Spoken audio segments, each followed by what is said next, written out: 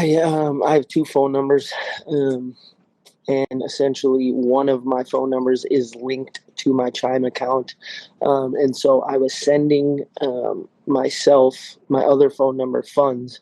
They have a pay with friends option, and so I was paying that other phone number.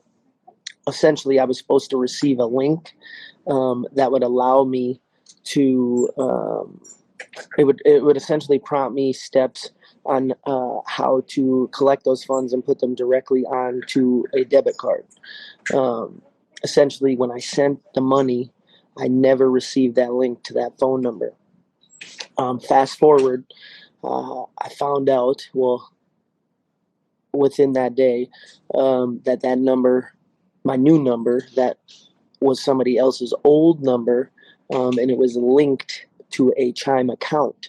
So therefore, some random person received the funds that was sent to my phone number, and it was close to $1,000. So it wasn't like just some a little bit of money. It was actually my entire paycheck, and so within 120 seconds, which is 2 minutes, I had contacted Chime. I was already on the phone with them.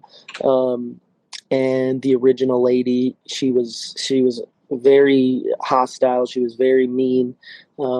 She had essentially right off the bat said it was my fault for sending it. And I should have double checked. And obviously I'm like, why should I double check? I sent it to the right number. What am I double checking? It was sent to the right number. And so then she said to essentially ask for the refund. So when I asked for a refund from the person that got the funds, that link gets sent to my phone number. So essentially, it was me asking for a refund to myself, and she wasn't understanding that. Fast forward now, today is what is it, the 30th of August. This happened August 15th. And so every day I've been trying to file dispute. It's been getting denied. And essentially what I've learned is that there is three offices in the United States for Chime, which I'm learning is they're all PO boxes. None of them are actual places in the United States. So I'm unable to contact anybody in the United States, and that's where I currently reside. On top of that, their dispute team is in the Philippines, and there happens to be a cultural barrier there. So it's just been a really big mess. On top of that, just the poor customer service.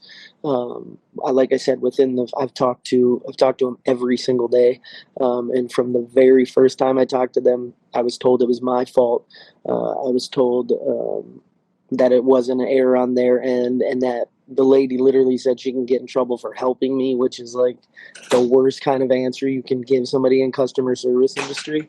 But yeah, and so obviously today is 15 or so days later, and I've been on a mission. I mean, I've tweeted the actual owner.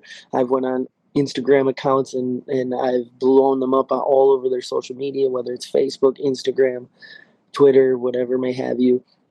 I keep getting the same robotic answers, and it's just been, like I said, just been a mess. Thank you, Ron. In your opinion, what could Chime's customer service improve? Well, I think that they need more offices to speak to, and not just one distribution, or I don't even know how to, one call center, which is based out of the Philippines, which is not not the end of the world, but they definitely need more communication on the U.S. side of things, because like I said, doing my own investigation and learning more about them, I am understanding that they are all about money and they're all about a dollar, and so for them to get cheap labor, that's why they have a call center in the Philippines. And then talking to them, I actually have family who's Filipino, so there was some translation in there, and learning from them that it's cheap labor for them. A lot of the people there have never even talked to people in the United States when it comes from like coworkers.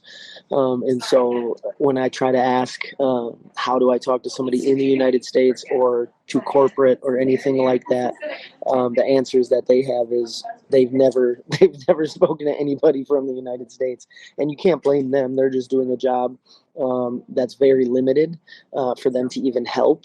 And so I've like I said, I've called every day. I've rebutted. I've opened the case.